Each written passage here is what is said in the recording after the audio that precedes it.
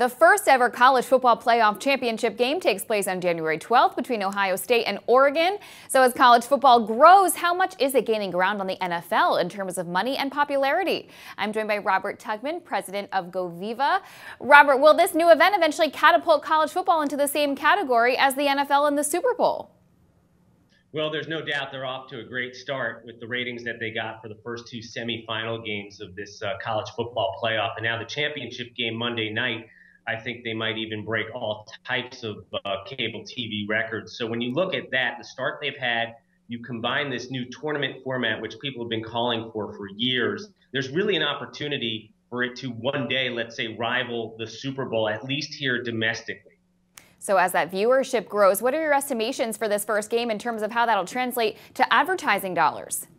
Oh, well, there's no doubt. If you look at right now, some of those dollars that have been spent, $1 million per commercial for this event, I think, believe it or not, it's a bargain right now because of the matchup they got in the game. They got Super Bowl commercials usually go for $3 to $4 million.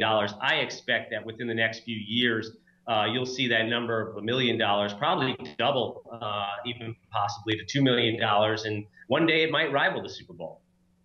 Now, we're also seeing growth in the quality of coaches that college football is attracting. Most recently, the San Francisco 49ers head coach Jim Harbaugh left the NFL to coach at the University of Michigan for $5 million a year. Do you predict a trend of more schools being able to lure coaches away from the NFL?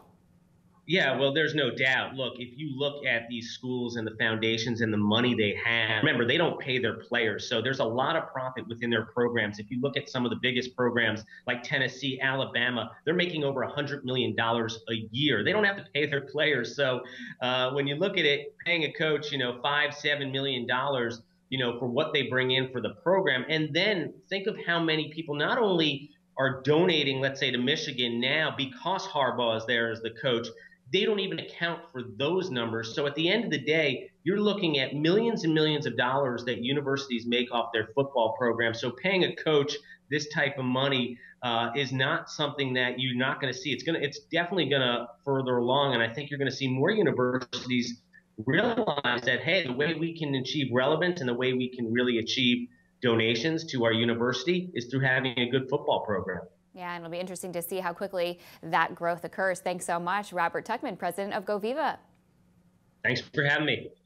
And I'm Brittany Umar for The Street.